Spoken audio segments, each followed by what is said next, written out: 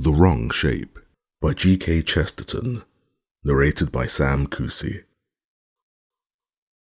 Certain of the great roads going north out of London continue far into the country, a sort of attenuated and interrupted spectre of a street, with great gaps in the building, but preserving the line.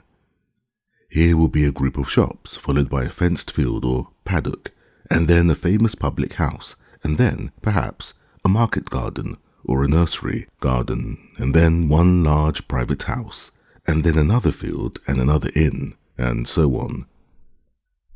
If anyone walks along one of these roads, he will pass a house which will probably catch his eye, though he may not be able to explain its attraction. It is a long, low house, running parallel with the road, painted mostly white and pale green, with a veranda and sunblinds, and porches capped with those quaint sort of cupolas, like wooden umbrellas, that one sees in some old-fashioned houses.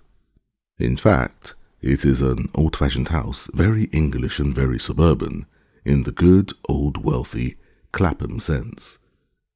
And yet the house has a look of having been built chiefly for the hot weather. Looking at its white paint and sunblinds, one thinks vaguely of puggarees and even of palm trees. I cannot trace the feeling to its root. Perhaps the place was built by an Anglo-Indian. Anyone passing this house, I say, would be namelessly fascinated by it, would feel it was a place about which some story was to be told. And he would have been right, as you shall shortly hear. For this is the true story, the story of the strange things that did really happen in it, in the Whitsuntide of the year 18. Anyone passing the house on the Thursday before Whitsunday at about 4:30 p.m. would have seen the front door open, and Father Brown of a small church of St. Mungo come out smoking a large pipe in company with a very tall French friend of his called Flambeau, who was smoking a very small cigarette.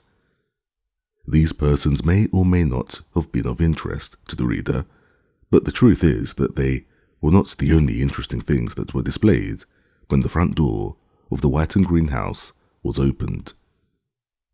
There are further peculiarities about this house which must be described to start with, not only that the reader may understand this tragic tale, but also that he may realize what it was that the opening of the door revealed. The whole house was built upon the plan of a T, but a T with a very long crosspiece and a very short tailpiece. The long crosspiece was the frontage that ran along in face of the street, with the front door in the middle. It was 2 stories high and contained nearly all the important rooms. The short tailpiece, which ran out at the back immediately opposite the front door, was 1 story high and consisted only of 2 long rooms, the one leading into the other. The first of these 2 rooms was the study in which the celebrated Mr. Quinton wrote his wild oriental poems and romances. The farther room was a glass conservatory full of tropical blossoms of quite unique and almost monstrous beauty, and on such afternoons as these, glowing with gorgeous sunlight. Thus, when the hall door was open, many a passer-by literally stopped to stare and gasp, for he looked down a perspective of rich apartments to something really like a transformation scene in a fairy play. Purple clouds and golden suns and crimson stars that were at once scorchingly vivid and yet transparent and far away. Leonard Quinton, the poet, had himself most carefully arranged this effect, and it is doubtful whether he so perfectly expressed his personality in any of his poems. For he was a man who drank and bathed in colours, who indulged his lust for colour, somewhat to the neglect of form, even of good form. This it was that had turned his genius so wholly to Eastern art and imagery, to those bewildering carpets or blinding embroideries in which all the colours seem fallen into a fortunate chaos, having nothing to typify or to teach. He had attempted, not perhaps with complete artistic success, but with acknowledged imagination and invention, to compose epics of love stories reflecting the riot of violent and even cruel colour, tales of tropical heavens of burning gold or blood-red copper, of eastern heroes who rode with 12 turbaned mitres upon elephants painted purple or peacock green, of gigantic jewels that 100 negroes could not carry, but which burned with ancient and strange-hued fires. In short, to put the matter from the more common point of view, he dealt much in eastern heavens, rather worse than most western hells, in eastern monarchs, whom we might possibly call maniacs, and in eastern jewels, which a Bond Street jeweller might possibly not regard as genuine. Quentin was a genius, if a morbid one, and even his morbidity appeared more in his life than in his work. In temperament he was weak and waspish, and his health had suffered heavily from oriental experiments with opium. His wife, a handsome, hard-working and indeed overworked woman, objected to the opium, but objected much more to a live Indian hermit in white and yellow robes, whom her husband insisted on entertaining for months together, a Virgil to guide his spirit through the heavens and the hells of the East. It was out of this artistic household that Father Brown and his friend stepped on to the doorstep, and to judge from their faces, they stepped out of it with much relief. Flambeau had known Quentin in wild student days in Paris, and they had renewed the acquaintance for the weekend. But apart from Flambeau's more responsible developments of late, he did not get on well with the poet now. Choking oneself with opium and writing little erotic verses on vellum was not his notion of how a gentleman should go to the devil. As the two paused on the doorstep before taking a turn in the garden, the front garden gate was thrown open with violence, and a young man, with a billycock hat on the back of his head, tumbled up the steps in his eagerness. He was a dissipated-looking youth with a gorgeous red necktie all awry, as if he had slept in it, and he kept fidgeting and lashing about with one of those little jointed canes. "I say," he said breathlessly, "I want to see old Quentin. I must see him. Has he gone?" "Mr. Quentin is, I believe, in," said Father Brown, cleaning his pipe, "but I do not know if you can see him. The doctor is with him at present." The young man, who seemed not to be perfectly sober, stumbled into the hall, and at the same moment the doctor came out of Quentin's study, shutting the door and beginning to put on his gloves. "See Mr. Quentin?" said the doctor coolly. "No, I'm afraid you can't. In fact, you mustn't on any account. Nobody must see him. I've just been given him his sleeping draught."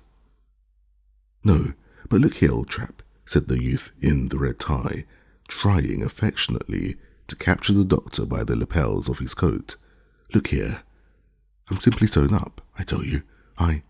It's no good, Mr. Atkinson," said the doctor, forcing him to fall back. "When you can alter the effects of a drug, I'll alter my decision." And settling his hat, he stepped out into the sunlight with the other two. He was a bull-necked, good-tempered little man with a small moustache, inexpressibly ordinary, yet giving an impression of capacity.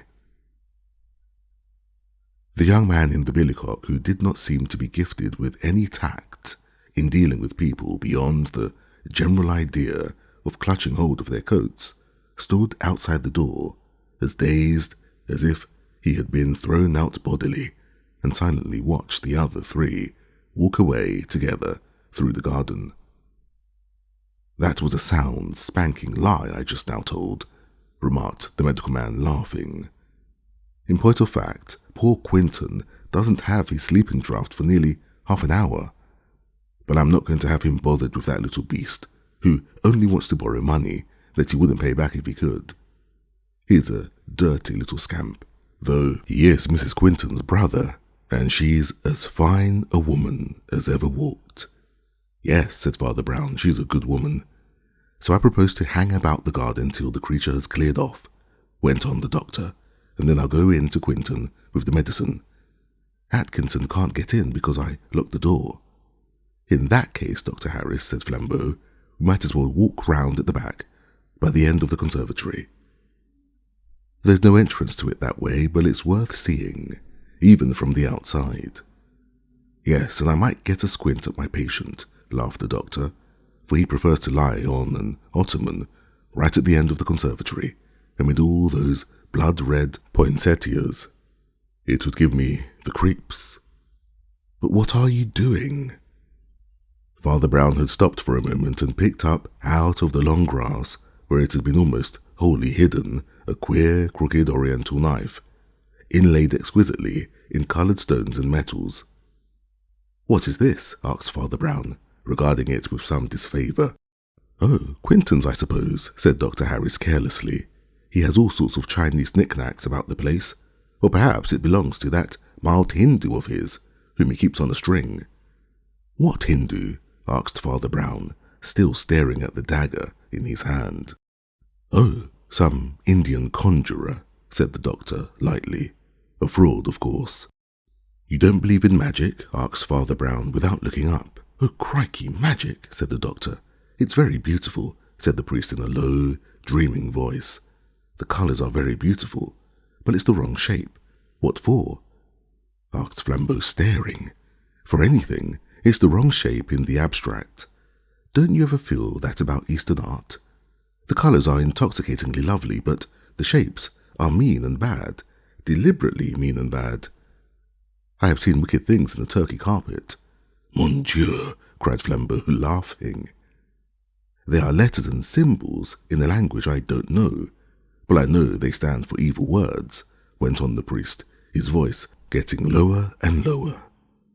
The lines go wrong on purpose, like serpents doubling to escape. What the devil are you talking about? Said the doctor with a loud laugh. Flambeau spoke quietly to him in answer.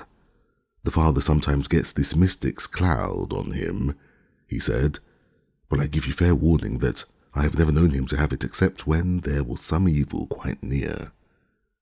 Oh, rats, said the scientist. Why, look at it, cried Father Brown, holding out the crooked knife at arm's length, as if it were some glittering snake. Don't you see it is the wrong shape? Don't you see that it has no hearty and plain purpose? It does not point like a spear. It does not sweep like a scythe. It does not look like a weapon. It looks like an instrument of torture. Well, as you don't seem to like it, said the jolly Harris, it had better be taken back to its owner. Haven't we come to the end of this confounded conservatory yet? This house is the wrong shape, if you like. You don't understand, said Father Brown, shaking his head. The shape of this house is quaint. It is even laughable. But there is nothing wrong about it. As they spoke, they came round the curve of glass that ended the conservatory, an uninterrupted curve, for there was neither door nor window by which to enter at that end.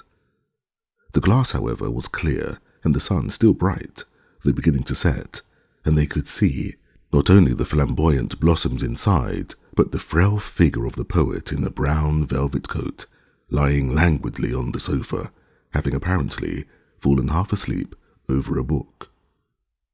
He was a pale, slight man, with loose chestnut hair, and a fringe of beard that was the paradox of his face, for the beard made him look less manly.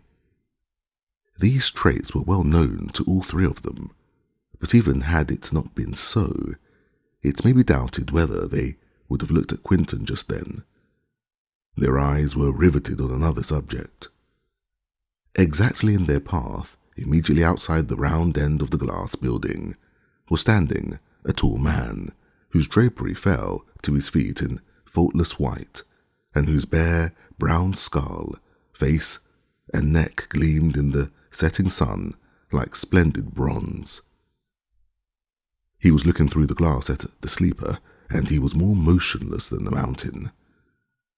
"Who is that?" cried Father Brown, stepping back with a hissing intake of his breath. "Oh, it is only that Hindu humbug," growled Harris. "But I don't know what the deuce he's doing here." "It looks like hypnotism," said Flambeau, biting his black moustache. "Why are you unmedical fellows always talking bosh about hypnotism?" cried the doctor.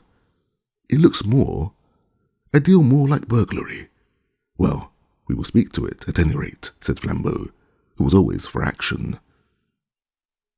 One long stride took him to the place where the Indian stood. Bowing from his great height, which overtopped even the Orientals, he said, with placid impudence, "Good evening, sir. Do you want anything?" Quite slowly, like a great ship turning into a harbour, the great yellow face turned and looked at last over its white shoulder. They were startled to see that its yellow eyelids were quite sealed, as in sleep. "Thank you," said the face in excellent English. "I want nothing." Then, half opening the lids, so as to show a slit of opalescent eyeball, he repeated, "I want nothing." Then he opened his eyes wide with a startling stare, said, "I want nothing," and went rustling away into the rapidly darkening garden. "The Christian is more modest," muttered Father Brown. "He wants something." "What on earth was he doing?" asked Flambeau, knitting his black brows and lowering his voice. "I should like to talk to you later," said Father Brown. The sunlight was still a reality, but it was the red light of evening and the bulk of the garden trees and bushes that grew blacker and blacker against it. They turned round the end of the conservatory and walked in silence down the other side to get round to the front door. As they went, they seemed to wake something, as one startled a bird in the deeper corner between the study and the main building, and again they saw the white-robed fakir slide out of the shadow and slip round towards the front door. To their surprise, however, he had not been alone. They found themselves abruptly pulled up and forced to banish their bewilderment by the appearance of Mrs. Quinton, with her heavy golden hair and square pale face, advancing on them out of the twilight. She looked a little stern, but was entirely courteous. "Good evening, Dr. Harris," was all she said. "Good evening, Mrs. Quinton," said the little doctor heartily. "I'm just going to give your husband his sleeping draught." "Yes," she said in a clear voice, "I think it is quite time." And she smiled at them and went sweeping into the house. "That woman's overdriven," said Father Brown. "That's the kind of woman that does her duty for 20 years and then does something dreadful." The little doctor looked at him for the first time with an eye of interest. "Did you ever study medicine?" he asked. "You have to know something of the mind as well as the body," answered the priest. "We have to know something of the body as well as the mind." "Well," said the doctor, "I think I'll go and give Quinton his stuff." They had turned the corner of the front facade and were approaching the front doorway. As they turned into it, they saw the man in the white robe for the third time. He came so straight towards the front door that it seemed quite incredible that he had not just come out of the study opposite to it. Yet they knew that the study door was locked. Father Brown and Flambeau, however, kept this weird contradiction to themselves, and Dr. Harris was not a man to waste his thoughts on the impossible. He permitted the omnipresent Asiatic to make his exit, and then stepped briskly into the hall. There he found a figure which he had already forgotten. The inane Atkinson was still hanging about, humming and poking things with his knobby cane. The doctor's face had a spasm of disgust and decision, and he whispered rapidly to his companion, "I must lock the door again, or this rat will get in. But I shall be out again in 2 minutes." He rapidly unlocked the door and locked it again behind him, just balking a blundering charge from the young man in the billycock. The young man threw himself impatiently on a chair. Flambeau looked at a Persian illumination on the wall. Father Brown, who seemed in a sort of daze, dully eyed the door. In about 4 minutes, the door was open again. Atkinson was the quicker this time. He sprang forward, held the door open for an instant, and called out, "Oh, I say, Quinton, I want—" From the other end of the study came the clear voice of Quinton, in something between a yawn and a yell of a weary laughter. "Oh, I know you want it. Take it and leave me in peace. I'm writing a song about peacocks." Before the door closed, half a sovereign came flying through the aperture, and Atkinson, stumbling forward, caught it with singular dexterity. "So that's settled," said the doctor, and locking the door savagely, he led the way out into the garden. "Poor Leonard can get a little peace now," he added to Father Brown. "He's locked in all by himself for an hour or two." "Yes," answered the priest, and his voice sounded jolly enough when we left him. Then he looked gravely round the garden and saw the loose figure of Atkinson standing and jingling the half-sovereign in his pocket, and beyond, in the purple twilight, the figure of the Indian sitting bolt upright upon a bank of grass with his face turned towards the setting sun. Then he said abruptly, "Where is Mrs. Quinton?" "She has gone up to her room," said the doctor. "That is her shadow on the blind." Father Brown looked up and frowningly scrutinized the dark outline at the gas-lit window. "Yes," he said, "that is her shadow," and he walked a yard or two and threw himself upon the garden seat. Flambeau sat down beside him, but the doctor was one of those energetic people who live naturally on their legs. He walked away, smoking, into the twilight, and the two friends were left together. "My father," said Flambeau in French, "what is the matter with you?" Father Brown was silent and motionless for half a minute. Then he said, "Superstition is irreligious, but there is something in the air of this place. I think it's that Indian, at least partly." He sank into silence and watched the distant outline of the Indian, who still sat rigid as if in prayer. At first sight he seemed motionless, but as Father Brown watched him, he saw that the man swayed ever so slightly, with a rhythmic movement, just as the dark treetops swayed ever so slightly in the wind that was creeping up the dim garden paths and shuffling the fallen leaves a little. The landscape was growing rapidly dark, as if for a storm, but they could still see all the figures in their various places. Atkinson was leaning against a tree with a listless face. Quinton's wife was still at her window. The doctor had gone strolling round the end of the conservatory. They could see his cigar like a will-o'-the-wisp, and the fakir still sat rigid and yet rocking, while the trees above him began to rock and almost roar. Storm was certainly coming. "When that Indian spoke to us," went on Brown in a conversational undertone, "I had a sort of vision, a vision of him and all the universe. Yet he only said the same thing 3 times. When first he said, 'I want nothing,' it meant only that he was impenetrable, but that Asia does not give itself away. Then he said again, 'I want nothing,' and I knew that he meant that he was sufficient to himself, like a cosmos, that he needed no God, neither admitted any sins. And when he said, the 3rd time, 'I want nothing,' he said it with blazing eyes, and I knew that he meant literally what he said, that nothing was his desire and his home, that he was weary for nothing, as for wine, that annihilation, the mere destruction of everything or anything." 2 drops of rain fell, and for some reason Flambeau started and looked up, as if they had stung him. And the same instant the doctor, down by the end of the conservatory, began running towards them, calling out something as he ran. As he came among them like a bombshell, the restless Atkinson happened to be taking a turn nearer to the house front, and the doctor clutched him by the collar in a convulsive grip. "Foul play," he cried. "What have you been doing to him, you dog?" The priest had sprung erect and had the voice of steel of a soldier in command. "No fighting," he cried coolly. "We are enough to hold anyone we want to. What is the matter, doctor?" "Things are not right with Quinton," said the doctor, quite white. "I could just see him through the glass, and I don't like the way he's lying." "It's not as I left him, anyhow." "Let us go to him," said Father Brown shortly. "You can leave Mr. Atkinson alone. I have had him in sight since we heard Quinton's voice."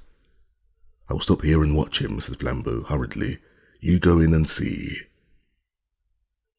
The doctor and the priest flew to the study door, unlocked it, and fell into the room. In doing so, they nearly fell over the large mahogany table in the centre at which the poet usually wrote, for the place was lit only by a small fire kept for the invalid. In the middle of this table lay a single sheet of paper, evidently left there on purpose.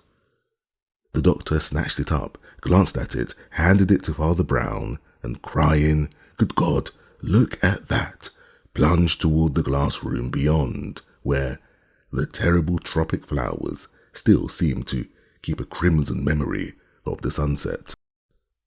Father Brown read the words 3 times before he put down the paper.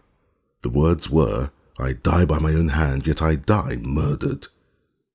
They were in a quite inimitable, not to say illegible, handwriting of Leonard Quinton.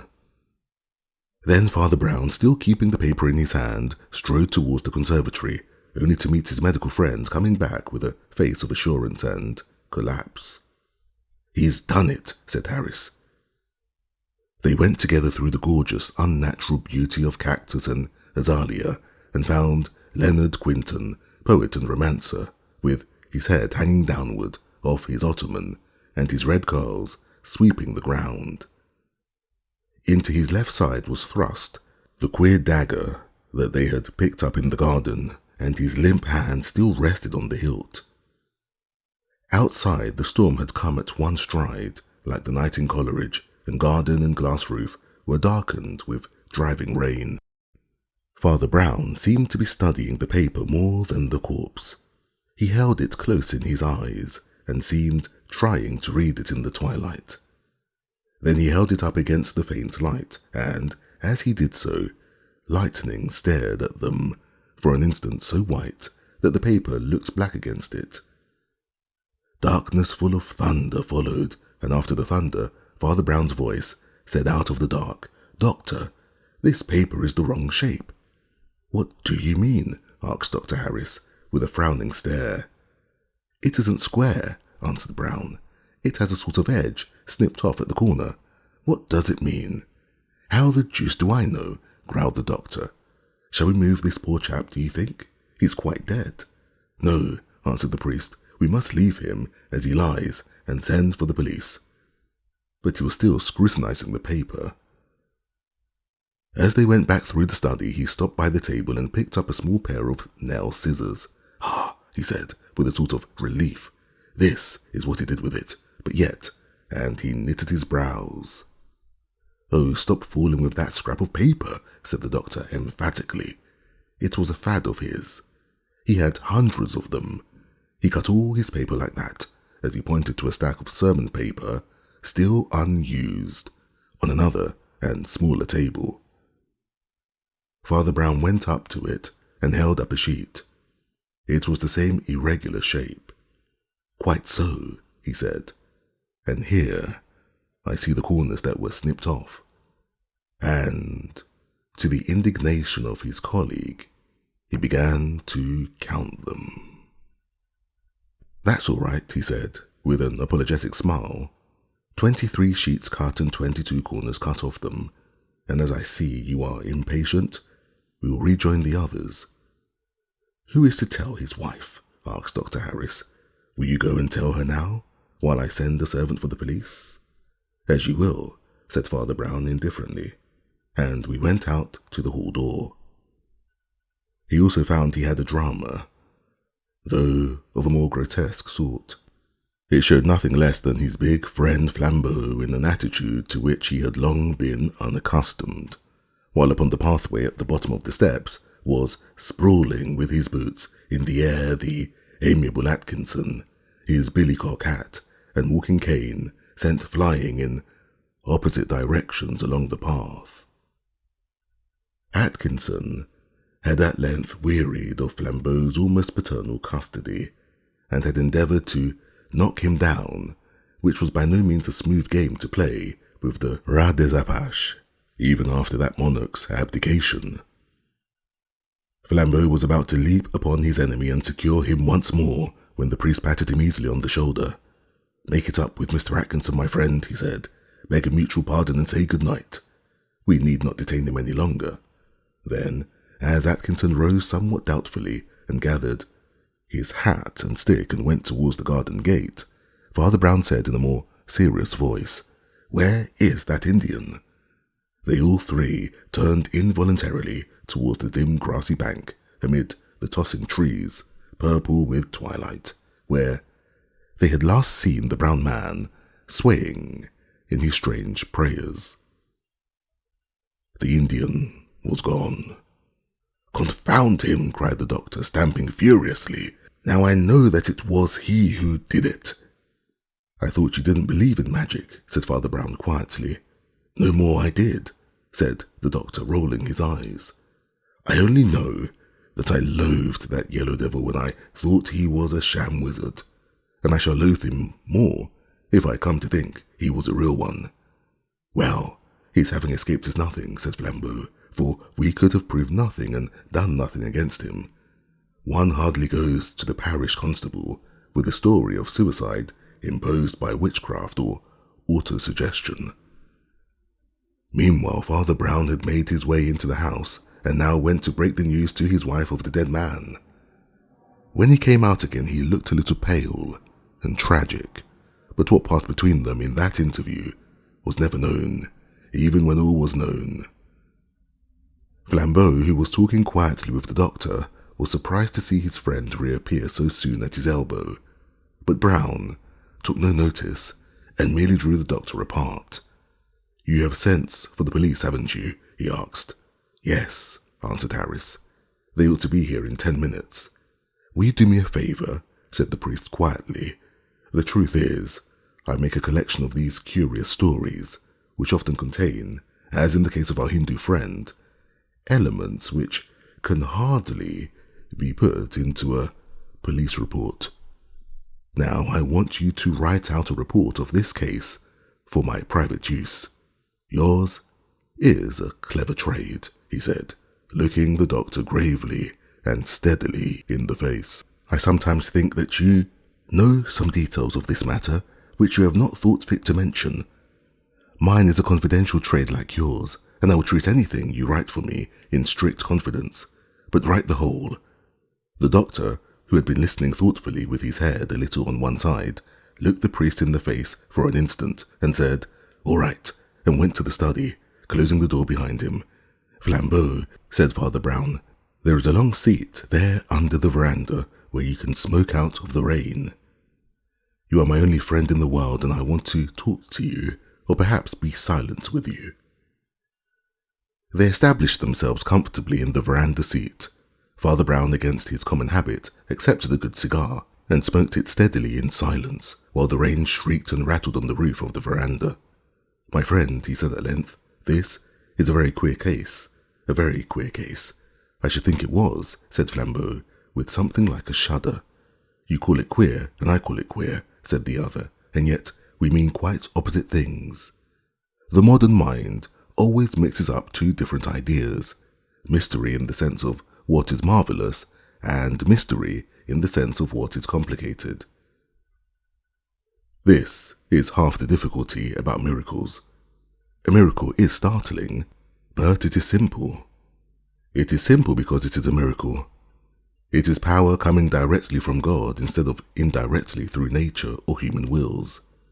Now, you will mean that this business is marvellous because it is miraculous, because it is witchcraft worked by a wicked Indian. I understand. I do not say that it was not spiritual or diabolic. Heaven and hell only know by what surrounding influences strange sins come into the lives of men. But for the present, my point is this. If it was pure magic, as you think, then it is marvellous, but it is not mysterious. That is, it is not complicated. The quality of a miracle is mysterious, but its manner is simple. Now the manner of this business has been the reverse of simple. The storm that had slackened a little seemed to be swelling again, and there came heavy movements as of faint thunder. Father Brown let fall the ash of his cigar and went on.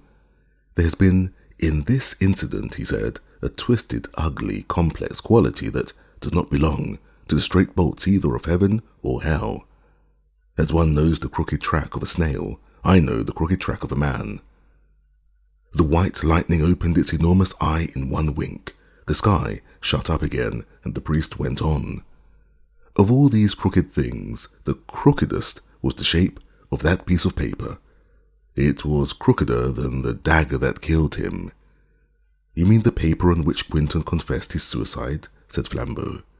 I mean the paper on which Quentin wrote. I die by my own hand, answered Father Brown.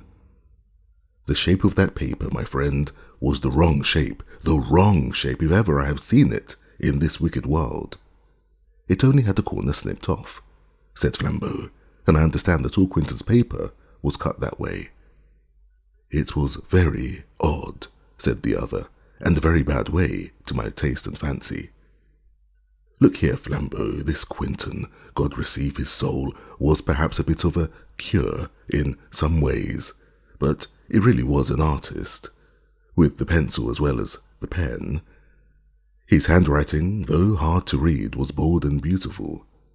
I can't prove what I say, I can't prove anything, but I tell you with full force of conviction that he could never have cut that mean little piece of a sheet of paper. If he had wanted to cut down paper for some purpose of fitting in, or binding up, or what not, he would have made quite a different slash with the scissors. Do you remember the shape? It was a mean shape. It was a wrong shape, like this. Don't you remember? And he waved his burning cigar before him in the darkness, making irregular squares so rapidly that Flambeau really seemed to see them as fiery hieroglyphics upon the darkness. Hieroglyphics such as his friend has spoken of, which are undecipherable, yet can have no meaning, no good meaning. But, said Flambeau, as the priest put his cigar in his mouth again and leaned back, staring at the roof, suppose somebody else did use the scissors. Why should somebody else, cutting pieces off his sermon paper, make Quentin commit suicide? Father Brown was still leaning back and staring at the roof, but he took his cigar out of his mouth and said, Quentin never did commit suicide. Flambeau stared at him. Why, confound it all, he cried. Then why did he confess to suicide? The priest leant forward again, settled his elbows on his knees, looked at the ground and said, in a low, distinct voice, he never did confess to suicide. Flambeau laid his cigar down. You mean, he said, that the writing was forged? No, said Father Brown. Quentin wrote it all right. Well, there you are, said the aggravated Flambeau. Quentin wrote, I die by my own hand, with his own hand, on a plain piece of paper. Of the wrong shape, said the priest calmly. Oh, the shape be damned, cried Flambeau. What has the shape to do with it? There were 23 snipped papers, resumed Brown, unmoved, and only 22 pieces snipped off. Therefore, one of the pieces had been destroyed, probably that from the written paper. Does that suggest anything to you? A light dawned on Flambeau's face, and he said, there was something else written by Quentin, some other words. They will tell you, I die by my own hand, or do not believe that. Hotter, as the children say, said his friend.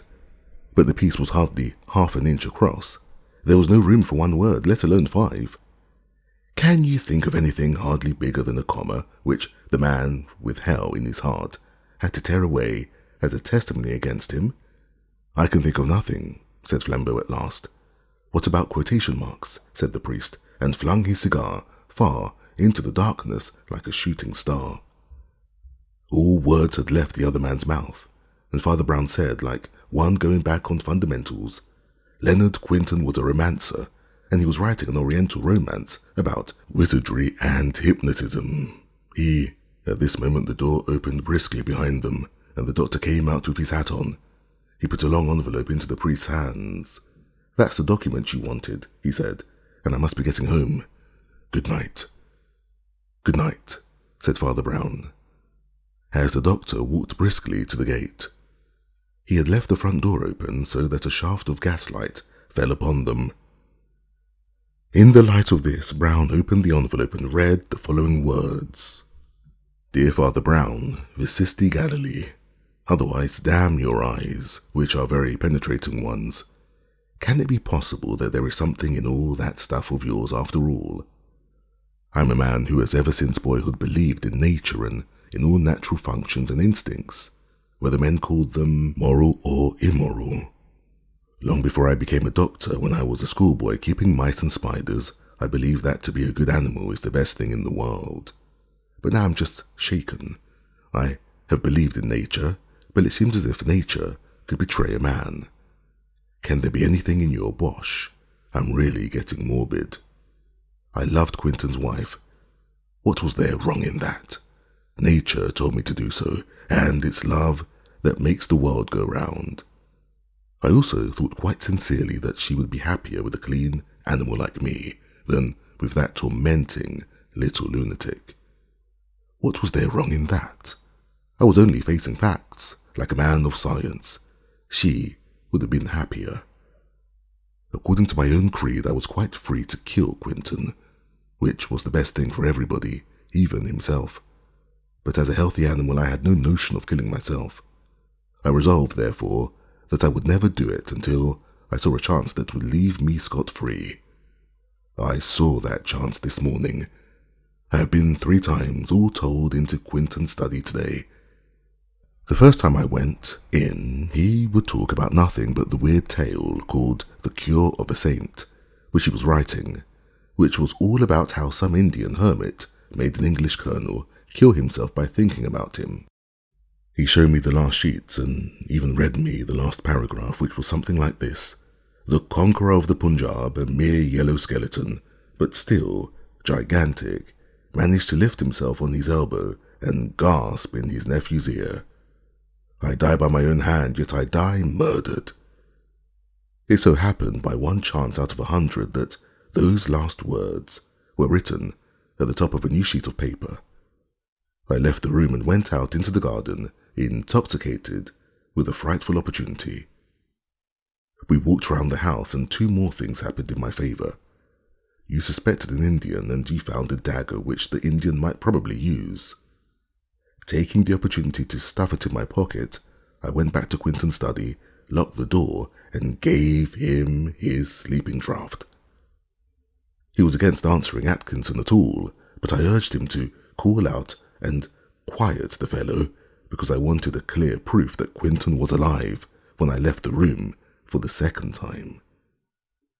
Quinton lay down in the conservatory and I came through the study. I'm a quick man with my hands, and in a minute and a half I had done what I wanted to do. I had emptied all the first part of Quinton's romance into the fireplace, where it burnt to ashes.